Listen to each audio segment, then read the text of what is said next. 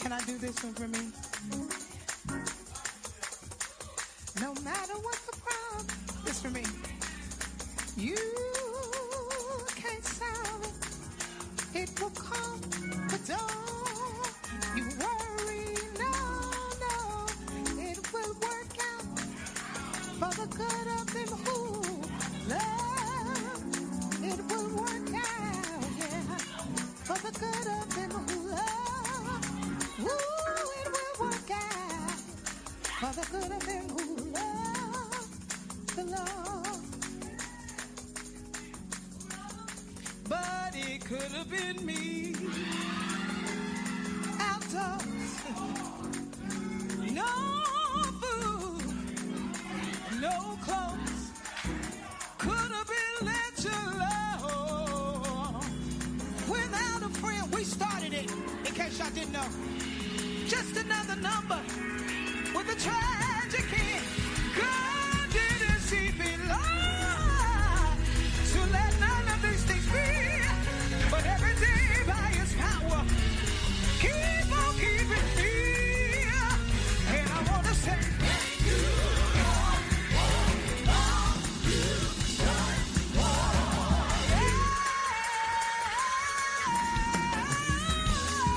for me. It could have been me, Lord. I know with no food and no clothes. Should have been left alone without a friend. Oh, just another number with a tragic end.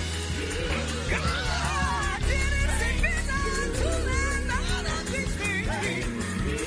Oh, every day by His power, He keeps on keeping me.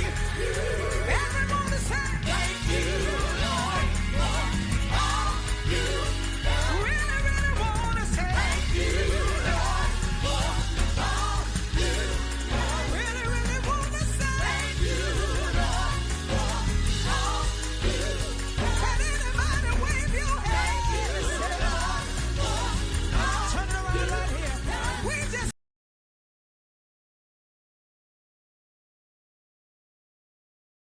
And that San Franklin is no joke. Well, I'll tell you, that woman sends me every time. She sends me every time. And she's a Jesus woman. She's a woman of God. But I promise you, I feel like that woman can sing. I want to hear her sing some Gladys Knight. I want to hear her say, LA proved too much for the man. Too much for the pain, we couldn't take it. So we leaving the life. Oh Lord, He's come to know. I want to hear San Franklin sing that. I think San Franklin would murk that song. So tonight we're having the conversation, just to clear the elephant out the room. In the room, hey Angela, thank you for tuning in tonight. My girl is in the building, in the building, in the building. Angie B, I'm Walt B, no relation. Um, in the building tonight. So tonight we're going to have the conversation, and I want you all to understand what we're doing this season. Last season we wore the church out. We wore them out. We didn't leave no stone unturned. Child, we talked about everything from church hurt to church abuse, financial abuse. We talked about SA in the church. We talked about, you know, holding leaders accountable. And so now I just want to focus on the healing, the journey of healing. And then I want us to start holding ourselves accountable, because at some point, you know, at first you feel sorry for the person, then you are supportive to the person, but then there comes a point in time where you got to hold the person accountable. Okay, like there was a video going around YouTube where the gentleman was telling the girl to step out of her undergarments because the undergarments had an unclean spirit in it, and um What is SA in church? SA in church is sexual assault. Um, I can't. We'll have to use certain terminology here. So read in between the lines. I have to use certain terminology on here. Um, but at a certain point, so at first you're a victim, but then after a while, you hold the leader accountable, but then you have to kind of begin to hold this person accountable at a certain point. Hey, okay, I love every video that you send me on TikTok. You send me, yes. Hey, cupcakes. Um, Absolutely, absolutely. We just here to have conversation and learn, sis. That's what we're here to do. Now, I want us at a certain point, we got to start holding ourselves accountable. If what's going on is harmful to you, it is your job to get up and get out of Dodge. And let me explain something to you. You don't have to be hateful. You don't have to be destructive. You don't have to be vindictive and filled with vitriol towards and venom. All you have to do is get up and get the ghost. I love you more. And get ghost. That's all you have to do. A lot of times we do ourselves a disservice and disjustice because we try to meet hate with hate, and you don't have to meet hate with hate. If you don't like something and you don't think something should continue, the best thing you can do is not support it. Okay? Not support it. Don't talk about it. Don't advertise it. Um, I laugh every time Beyonce drops a recording. Every time Beyonce drops a CD, the church loses their mind and give her all this free publicity. Her song Church Girl, I never heard the song. I never heard the song. Never listened to the song until I was scrolling on Facebook and they were making such a big stink about the song. I was like, well, hold on, let me get on over here and see what she was talking about. And then I listened to the song and it was such a bop. I still listen to it. I'm like, well, see, I never would have become hooked on the song if y'all would have just been like, you know what, I don't like this, and just kept scrolling. But because you made such a big deal out of it, it became one of her biggest selling songs. And it wasn't even supposed to be that. It was supposed to just be an album track. But you made it a single because you don't understand that what you don't like, you're not supposed to support. You're not supposed to get free advertisement to. And so we're going to do that. When ministries and organizations are harmful to us, we're not going to give it the light of day by always getting on here and tearing it down. And sometimes you just need to move on. The best revenge sometimes is healing. That is the best revenge. What you tried didn't work. That part. Absolutely. So tonight we're just going to talk about the overcoming performative pressure in spiritual, mainly Christian spaces. We're going to talk about overcoming the need to wear these masks that we put on when we're in these areas. And the mask can be whatever it needs to be. What we have to realize is that in church, everybody is human. I'm human. The next person is human. The pastor is human. The church mother is human. The lady up hollering the prophecy in the mic is human. The lady speaking in tongues 6 rows to the left, she human. The choir director is human. The sound guy, we're all human, right? And although we are doing our best to evolve and mature, and we're doing our best to present our best self, there will always be a level of shortcoming that is going to take place because we are human, right? And when you start saying this, people think that you're just giving people an excuse. Oh, you just want to give people an excuse to live in sin. Oh, you just want to give people an excuse to do. And if that is your mindset, you can either do two things. You can sit here and shut up and let me finish talking, or you can scroll and watch something else. And I'm fine either way. This conversation is for those of us who have been harmed by the pressure to perform in spiritual spaces, the pressure to say you're okay when you're not okay, the pressure to say that something did not hurt you when it actually did hurt you, right? The pressure to say you've overcame an addiction when you did not overcome the addiction, right? Right? Because I came from the Pentecostal space. And in the Pentecostal space, anything that you couldn't overcome quickly, anything that you could not overcome immediately, they would label it a stronghold and they would label it demonic. So if you couldn't stop smoking cigarettes, they'd give you about 2 or 3 weeks. But if you couldn't, in the name of Jesus, that out in about 3 weeks, child, is demonic and it's a stronghold. And these kind only come out but through fasting and praying.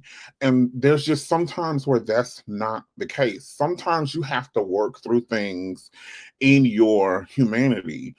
And there's a lot of reasons why people struggle with things in their humanity. Now, I'm not a therapist. I'm not here to put nobody through therapy. I do recommend that you speak with a therapist and see a therapist, even while you're going to church, even while you are in love, falling in love with Jesus. While you're doing all of that, see a therapist as well, right? Right. We want you to do all of the above. All the things is the thing. See a therapist and give him the glory. But we feel the pressure a lot of times to perform because in Christian spaces and in spiritual spaces, if you're not speaking or preaching or teaching from a place of example, a lot of times people discount what you're saying, right? Right. And y'all forgive my loud ass neighbor. I just want to go out there and be like, shut the fuck up. Ooh, I said that. Ooh, I did, but that's how I feel. Human. Ooh, did I just take my mask off on the damn thing? It did. Anyway, so sometimes you find yourself um in these spaces where you feel pressured to perform. You feel pressured to be something that you're not. You'll feel pressure to make statements that you haven't quite um matured to yet. And you'll feel pressured to feel put together when you're not put together. I have a personal story, right? I have a personal story. I was going through a divorce, right? Those of most of you know that I pastored for the better part of 15, 16 years. I forgot the exact number. It's been a long time and I've moved on. But anyway, I pastored towards the end of my time pastoring. I was going through a divorce and we felt pressured to act like we were still together, even though we were living separately, even though we were no longer really speaking to each other. We felt the pressure to do this until the divorce was underway and was more towards the finalized portion of what was going on. And we did that because, again, in church, there's a pressure to be perfect. There's a pressure to have it together. There's a pressure to have it all figured out, right? Was it hypocritical? Yes, it was hypocritical. Was it human, though? Yes, it was human. I have a question for you.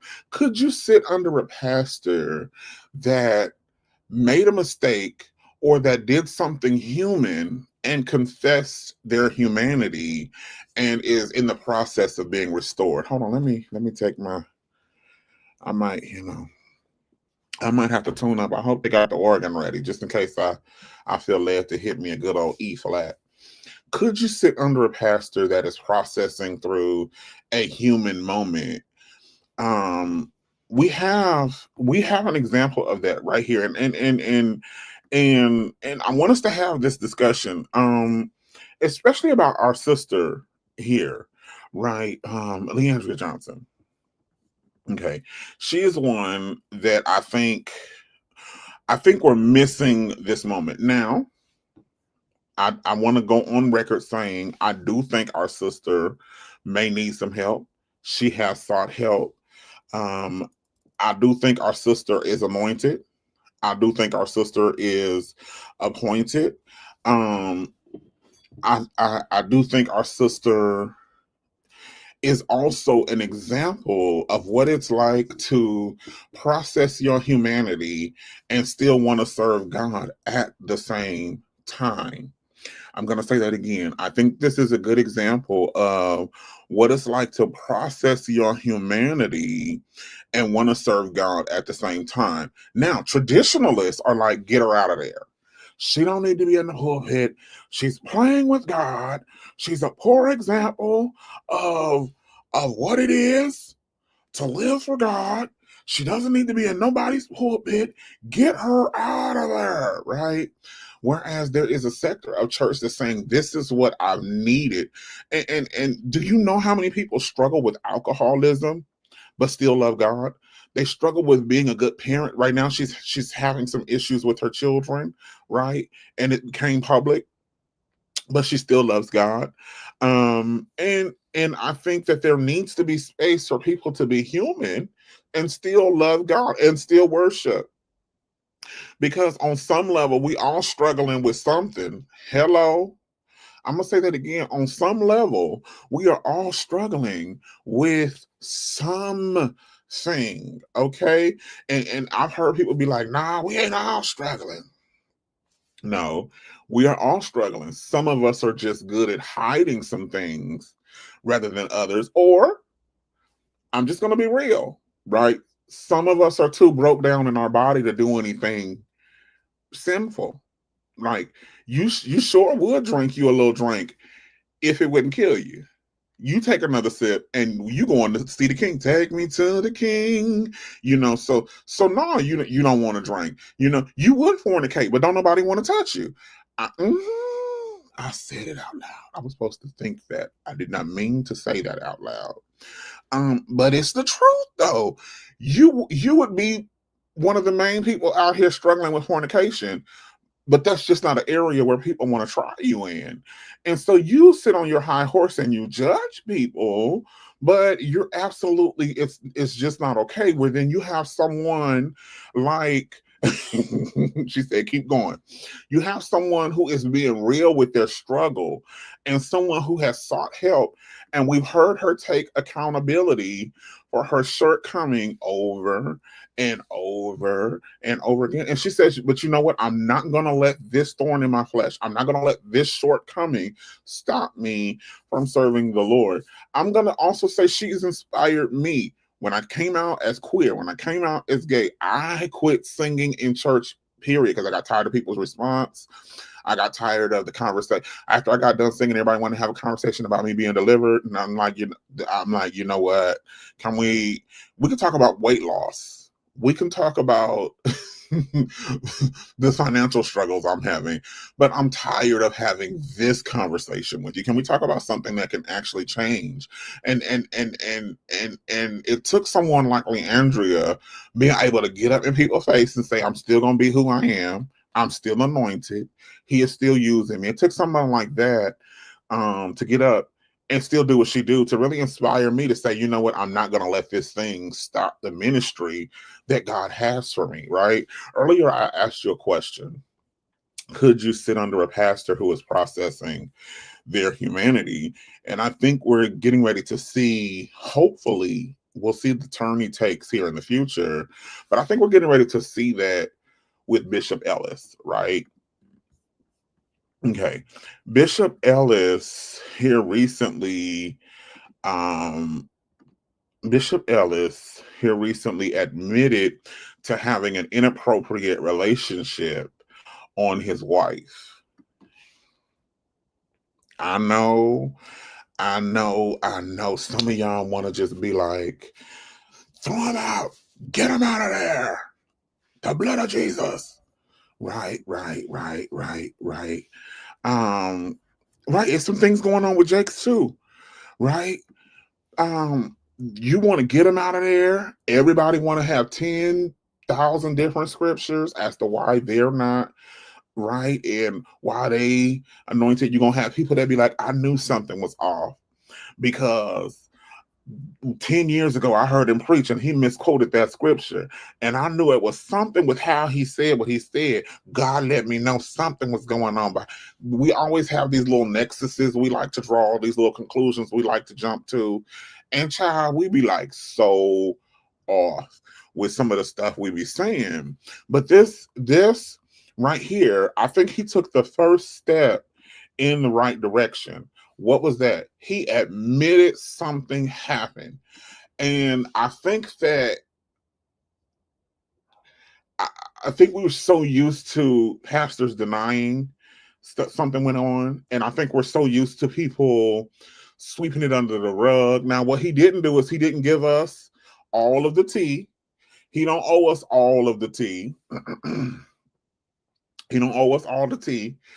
He do owe his congregation the tea, and he owes his wife the tea. But he don't owe us all. I ain't been to that man's church one time. I done heard him preach a few times on the Word Network. I was inspired by his work. If you have read about him, he's done some very inspirational things. But I hope we're able to see a man who's able to walk through restoration without it being some detrimental thing, and without him losing his influence if it's a thing of the past. And who knows? Because see, we got all these people preaching at us and telling us things is wrong and telling us we're on our way to hell when they're doing the same thing we're doing. I'm going to say that again. A lot of times they are doing the same thing we are doing. What do you mean, Walter? I mean, they're preaching at you for fornicating. They are preaching at you for lying. They're preaching at you for having an inappropriate relationship with a woman, on your wife or on your husband, and they're doing the same thing. And instead of giving people the tools, this is my issue with church. A lot of times they just talk about what you do, but they don't give you the tools to process through what you're going through. And so this is where the mask comes in, because instead of me just being able to say, you know what, right now, me and my wife, we're going through a little something right now, and we're actually working through this. We're actually processing through this. Absolutely, Rashad, and I do apologize. Let me speak clearly. And you look like you may be a pastor. I do apologize for misspeaking. Not all pastors do what I just said they do, but a lot do. Hey, Ty, welcome to the conversation, sir. Um, Not all pastors do, but a lot of times they'll just point out what you're doing wrong, but they don't give you the tools to actually process through. What does it look like for a marriage to work through infidelity in a healthy way? Hey, Walter, how you doing? It feels weird to say that because my name is Walter too. But no, this is Pastor Walt Johnson. What does it look like for a relationship to survive infidelity? What does it look like for a man to really admit his shortcomings, right? What does the restoration process look like without it being detrimental? Because sometimes we want everybody to sit. You gotta sit down. You got it, but the sin is done and it's over and done. It's done. Like the sin is done. Like I've been clapped their cheeks 40 years ago, and you want me to sit down now? Like, can we kind of just process through this? But then the church has to also address how they're dealing with people who are dealing with their humanity. You got this girl sitting up here, you trying to make her apologize to the church. By the way, if you like this video, if you're in any way enjoying this conversation, please click that like button and share with a friend. Don't forget to also, if you're watching on YouTube, subscribe to this channel. But you have these girls that get pregnant and they had sex a minute ago, and you got them standing up in front of the church apologizing. So sometimes I think there's a lot of, we got to look at a lot of what we're doing. First, we got to ask ourselves, why are we doing this? And then we have to ask ourselves, is what I'm doing actually going to help this person process through this moment? Nobody consulting with God about what to do is all flesh led. And I would agree with that to a certain point. Nisha, I would agree with that to a certain point. there we do have to consult and pray with God. But I'm of the belief, and this is me speaking for me, I'm of the belief that God has given us intelligence. God has given us therapists. God has given us psychologists, that have certain tools that they can give us and teach us if we utilize them. In all thy ways, acknowledge him, and he will do what?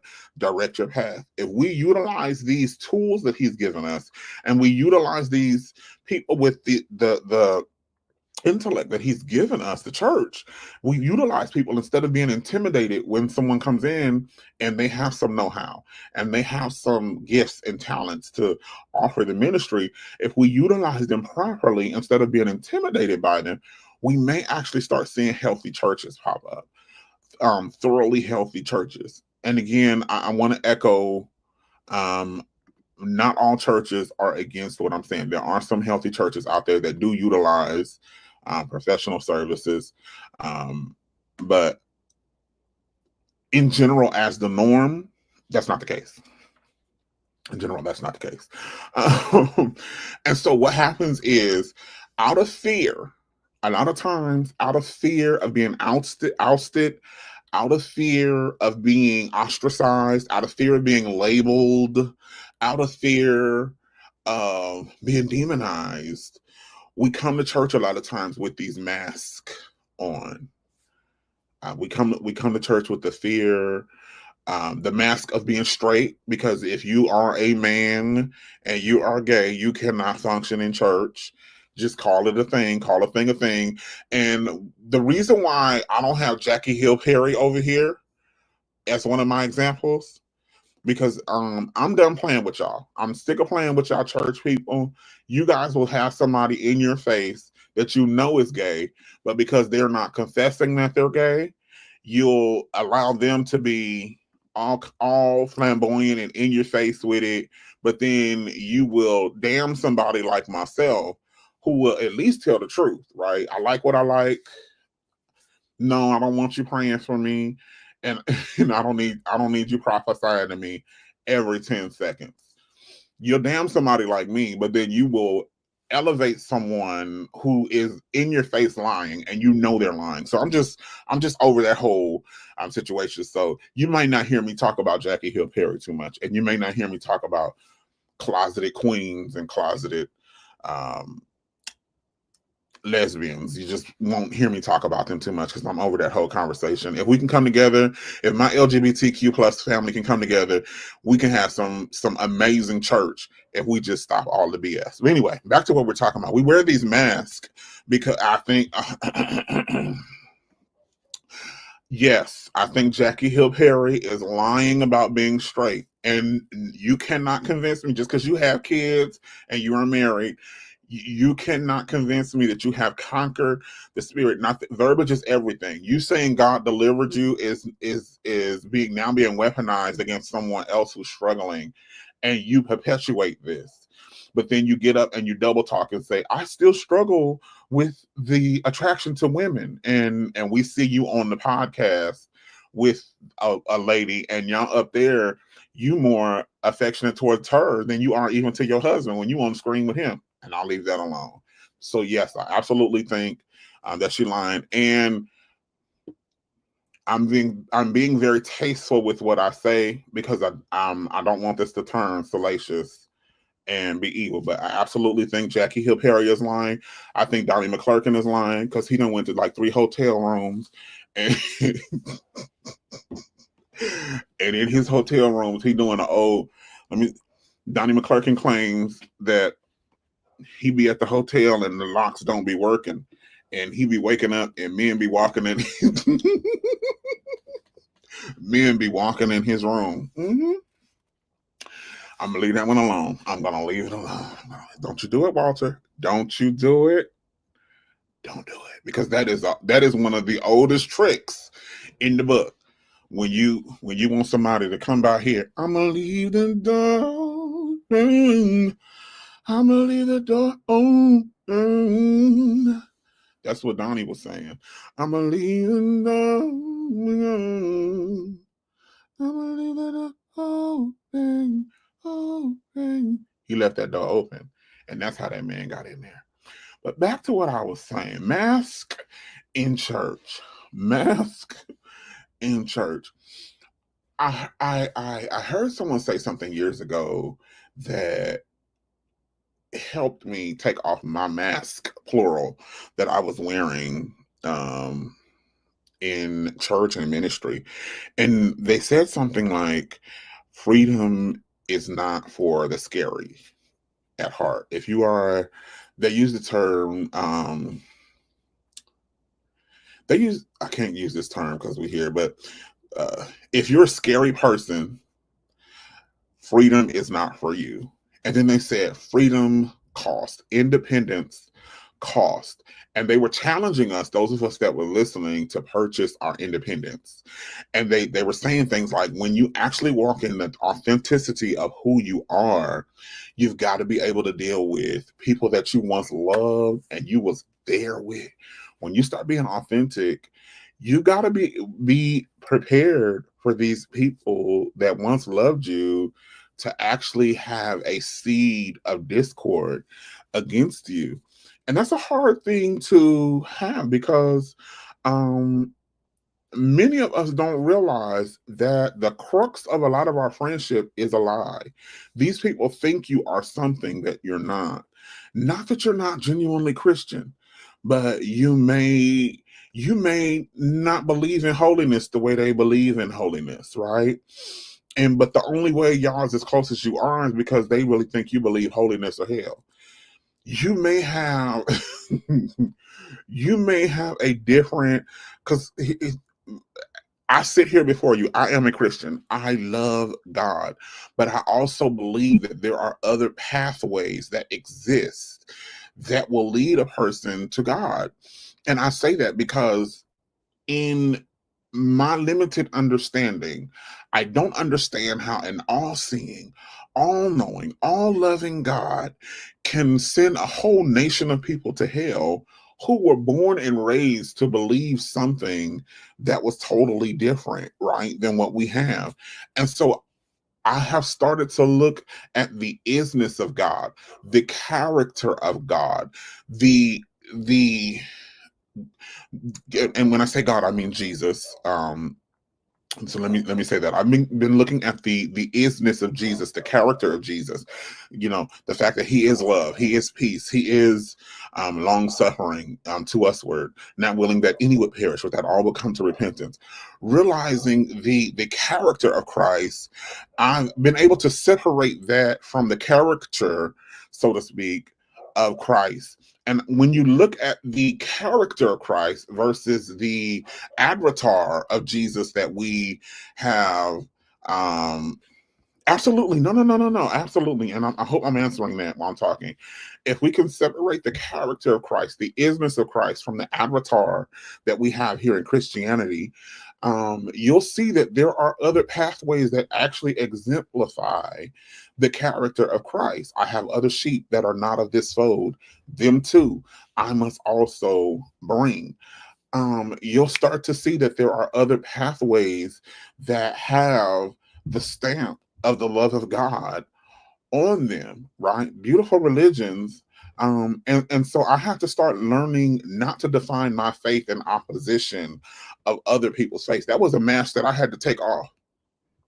It was a big mask for me to be able to say, yes, I believe that Jesus is the way, the truth, and the life. But I also, right? I also believe that there are other religions that have truth in them as well. And I also believe that in that great um in that great getting up morning, there will be other people to meet us in the sky. I think I answered that question. I keep wanting to call you Pastor Green. Are you a pastor, Rashad? Um, or is that my uncle with another picture on your with another picture on your profile? um. Oh, not a pastor. Okay. Okay. Um.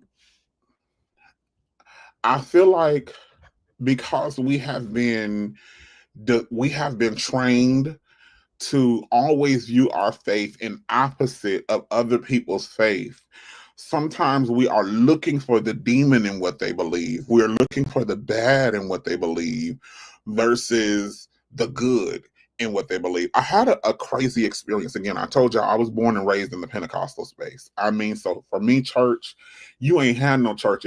If ain't nobody hit no hebo bobo shata, if ain't nobody said no, he coming to hire. If wasn't nobody buckled over in the corner, speaking in tongues uncontrollably, while somebody laying their hands in the stomach talking about, come out in the name of Jesus. If that wasn't happening, then we wasn't having church. You feel me? I had the opportunity to preach at a different denomination. And I had the issue because, again, I was Pentecostal through and through. And I'm like, all I know is Satan, the Lord rebuke you. All I know is, I mean, I had other theological thoughts, but all I knew to preach was Satan, come on up out of here. Come on out of that corner, devil. You can't hide. Come on out of that corner, devil. You can't hide. That's all I knew. And so I went to an older preacher of that denomination and I said, how do I preach to this congregation? Because um, we have different viewpoints. And he sat down with me. He sat down, he pulled out the Bible, and he said, you mean to tell me in all of this scripture, you can only find places that we disagree on? And I said to him, I said, no, there's some things that we agree on. And he said, so then why would you focus on what we disagree on? Why not just focus on what we agree on and let's just have a time in the Lord? I said, okay, I can get with that. Now that was a entry level understanding of where I'm at now. You know, I think sometimes we're so focused on what we disagree with people on. I think sometimes we're so focused on, again, finding the devil. When I bring up the word hoodoo, I didn't say voodoo, I said hoodoo. When I bring up the word hoodoo, the first thing people want to go to is that's demonic, devil this, false god that. And then when we actually look up the word hoodoo, we see that hoodoo is not a religious practice. It's actually a supplement. And it was actually started with slaves. And it was a part of the transatlantic slave. It was a part of them infusing their African spirituality with their Christianity. I get it. I get it. These terminologies are scary. Um, and then when I start talking about hoodoo, not voodoo, but hoodoo, when I start talking about hoodoo, sometimes I get these different responses, and then I'm able to point out, but y'all do hoodoo in black churches all the time, anointing with oil. I don't. We do it all the time, and because again, we don't call a thing. A lot of times we think what we do is better than what they do when it's really one and the same. It's really just one and the same. But when you begin to see and begin to accept things of other faiths, and you don't necessarily, that could be a mask that could be coming off of your face. A lot of times when you are an accepting person and you are a part of a dogmatic organization, you become labeled a heretic, you become labeled weak, you become labeled tossed to and fro by every wind of doctrine. Um, it's about it's about intention, heart posture, and the source. I'll give you that. I'll absolutely give you that, Miss Brother Green. I'll absolutely give you that. What happens is, absolutely, hoodoo and voodoo are completely different. Maybe I'll have to do a video about that later, but yeah. Um, Um, what was I taking off these masks? A lot of times when we get down to becoming authentically who we are, they you'll start to separate yourself from people who you thought had you, who you had. You done been through some stuff with these people. Um, but these masks, a lot of times, are more harmful to you than they are to the community that you're trying to preserve. And to be real, people will watch you set yourself on fire just to keep them warm. Did I say that right? I did. People will watch you burn your whole stuff all the way down to the ground just so that they can say stay warm in a cold season. And it's time out for that. Take off these masks. Be authentically who you are. And that's where your healing journey starts. That's where your restoration journey starts. When I used to sit and speak with people, a lot of times we couldn't get anywhere because they came in lying, right? They just came in lying. No truth. Came in just BSing and telling lies. So we couldn't get anywhere. But every now and then I would speak with a person and we would start a process towards healing, and we were able to make great steps towards healing because they was able to tell the truth. And I realized when they first got in there, they would tell me some off the wall stuff, and they thought it would make me judge them or look at them differently, and it wouldn't, because I'm like, the purpose of us meeting is we're on a journey towards healing, right? And I can't help you heal. I can't assist or play my role in your healing as a spiritual coach, a teacher. I can't play my role in your healing, and you're lying to me, right? I can't even give you advice on which direction I think you should go and be accurate if you're gonna lie, right? Right. And let's be real. You coming in here telling me you don't drink. You coming in here telling me you don't smoke no reefer. Let me get her down because I don't know if she smoked no reefer. I don't want y'all saying that I said you coming in here telling me you ain't had sex in 3 years. That ain't gonna do no good. We're not gonna make no progress towards healing until we just come with the truth. You know the truth. The truth makes you free. Period. Point blank. When we just come and we just take off all these masks, sure. And I want you to understand two things can be true. You can be at this moment, please hear me, and I hope what I say don't offend you. You can at this moment be full of shit and still love God. Hear what I said. Please don't be offended at how I said it.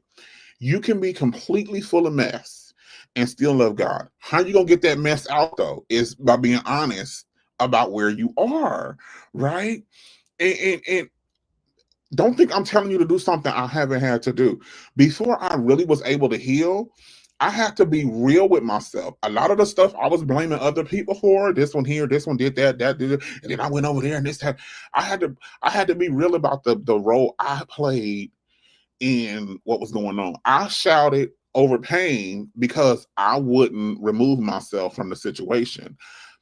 I shouted over whatever because I wouldn't speak up in that moment, right? And no, I'm not victim shaming. I'm not victim shaming. I'm talking about those of us who were healthy enough to speak up, but we didn't speak up because we didn't want to lose our position. We didn't speak up because we were so brainwashed and we sipped the Kool-Aid too much. We didn't want to actually walk out the independence. We didn't speak up because independence in that moment cost too much, right? And so we willfully put the mask on and forced other people to put the mask on. Now that's a real ass conversation to have right there. Unmask yourself. Absolutely, Nisha. Put this comment up. Y'all like how I put that comment up? I put y'all comments up after I say a whole bunch of stuff you might disagree with. That's why I'm doing. I didn't do that on purpose. In them, I'm speaking to those of us who are healthy, and for those of us in this moment who are healthy enough, you may just have to be that voice in the wilderness, crying out where you are, crying out where you are to help people get free. right?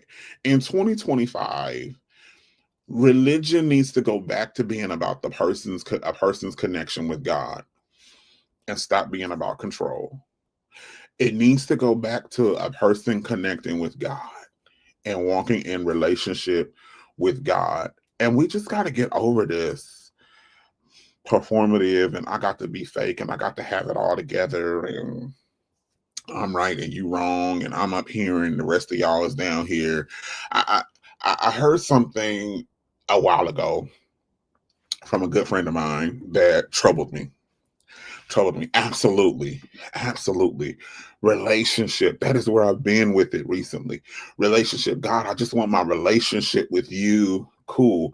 And I had to realize my relationship is not going to be about me not cussing. My relationship with God is not going to be about how many bodies I've had this year. My relationship is going to be about the law of love that governs the law of my love for God that governs my life, right? It's going to be about my connection. How does he manifest himself in my life? How do I show up as the example of Christ in this situation and not the example of the overly religious person that's going to come in here, pull a whole bunch of scriptures out my butt and say a whole bunch of stuff that just don't need to be said. That's not going to that's not going to progress us towards anything. But how can I actually be an agent of positive change in my circle of influence, right? Like, notice I said my circle of influence. Yes, we want to influence the world, but child, they don't even know who you are in your neighborhood. Let's just focus on holding what we got. How about you how about you just use your influence that you have right now and make the change there first. Be positive there first, and then reach out to the world. Because I'm gonna tell you, some people get on this internet and they got it popping across the nation, but you're a piece of shit at home, and that's where you need to be getting your relationship with God right at home. You know, bump the world, but you need to be getting that stuff right at home. Last but not least, I just want to ask you to imagine your life, right? Right. Those of us who do this, we help people. Notice I said those of us who do this, we help people. And I didn't say those of us who do this, we go to church. And I didn't say those of us who do this, we're preachers. Those of us who speak in tongues, those of us, I didn't, all of that stuff is secondary. Those of us who have been called to service humanity, I want you to imagine your life with you walking in authenticity with God. I want you to understand.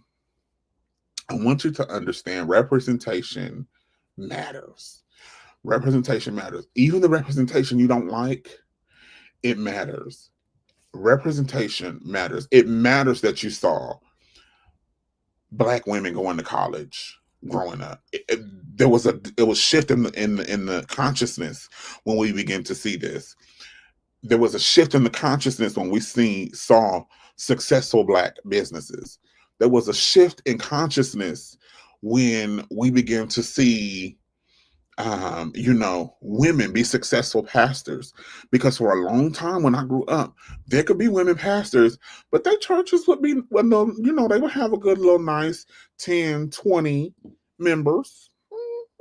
But now we're starting to see successful women ministers that are doing the dang thing, walking in complete authority, fulfillment of them.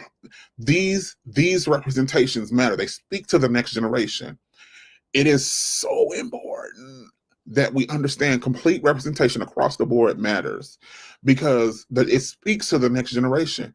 It is a great thing that there are successful LGBTQ people in ministry that are not out here knocking them down state to state and from coast to coast. It is great that we're starting to see biracial couples being raised up, because it speaks to the next generation. There has to be representation. I wonder who you would inspire if you walked in your total authenticity with God. who would you actually inspire in the next generation? And if this video is to do anything, if you watch this far, I just want to encourage you to begin to peel off the layers and ask yourself, who in the next generation would I be able to inspire to be great where they are, to take what I'm doing to the next level, to take where I'm at to the next level? Who could I inspire not to have? Because there's a battle that takes place when you start talking about self-acceptance.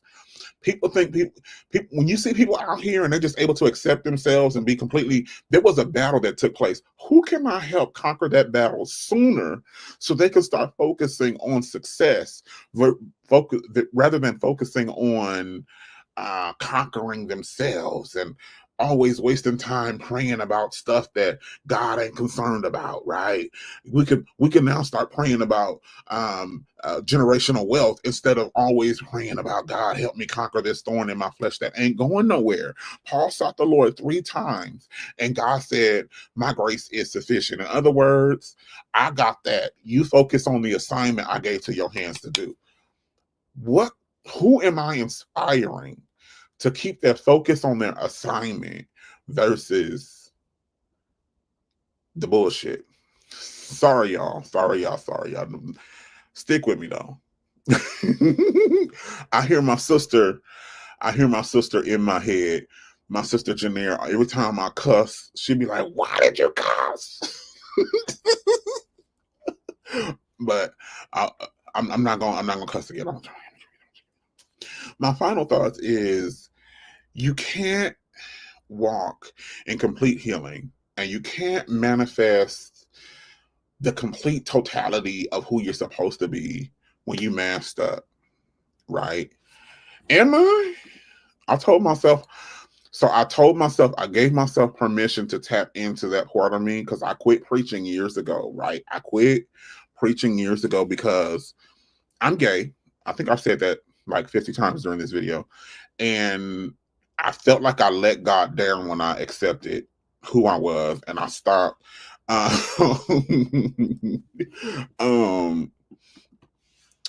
felt like I let God down. And so I told myself I would never preach again.